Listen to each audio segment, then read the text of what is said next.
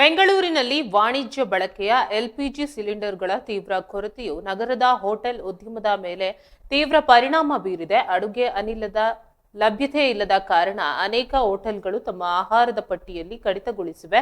ಕೇವಲ ಕಾಫಿ ಮತ್ತು ಟೀ ನೀಡಲು ನಿರ್ಧರಿಸಿವೆ. ಈ ಸಮಸ್ಯೆಗೆ ಮುಖ್ಯ ಕಾರಣವೆಂದರೆ ಪಶ್ಚಿಮ ಏಷ್ಯಾದಲ್ಲಿನ ಯುದ್ಧದ ಉದ್ವಿಗ್ನತೆಯಿಂದಾಗಿ ಭಾರತಕ್ಕೆ ಎಲ್ಪಿಜಿ ಆಮದು ಗಣನೀಯವಾಗಿ ಕುಸಿದಿರುವುದು.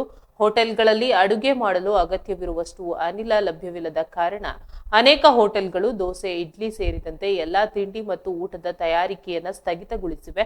ಹೋಟೆಲ್ ಮಾಲೀಕರು ಅನಿಲವನ್ನ ಉಳಿಸುವ ಸಲುವಾಗಿ ಕೇವಲ ಬಿಸಿನೀರು ಮತ್ತು ಹಾಲು, ಕಾಫಿ ಮತ್ತು ಟೀ ಮಾತ್ರ ನೀಡುತ್ತಿದ್ದಾರೆ. ಈ ಪರಿಸ್ಥಿತಿಯು ಗ್ರಾಹಕರಿಗೆ ತೀವ್ರ ತೊಂದರೆ ಉಂಟು ಮಾಡಿದೆ ಮತ್ತು ಹೋಟೆಲ್ ಮಾಲೀಕರಿಗೆ ವ್ಯಾಪಾರದಲ್ಲಿ ನಷ್ಟ ಉಂಟಾಗುವ ಸಾಧ್ಯತೆ ಇದೆ. ಸಿಲಿಂಡರ್ ಕೊರತೆಯಿಂದಾಗಿ ಈಗಾಗಲೇ ವಾಣಿಜ್ಯ ಸಿಲಿಂಡರ್ ಬೆಲೆಯಲ್ಲಿ ಗಣನೀಯ ಏರಿಕೆಯಾಗಿದೆ. ಪ್ರಸ್ತುತ ಪ್ರತಿ ಸಿಲಿಂಡರ್ ಬೆಲೆ ₹115 ಏರಿಕೆಯಾಗಿದೆ ಮತ್ತು ಕಪ್ಪು ಮಾರುಕಟ್ಟೆಯಲ್ಲಿ ಒಂದು ಸಿಲಿಂಡರ್ಗೆ ₹2,500 ₹2,800 ವಸೂಲಿ ಮಾಡಲಾಗುತ್ತಿದೆ ಎಂದು ಹೋಟೆಲ್ ಮಾಲೀಕರು ಅಳಲು ತೋಡಿಕೊಂಡಿದ್ದಾರೆ.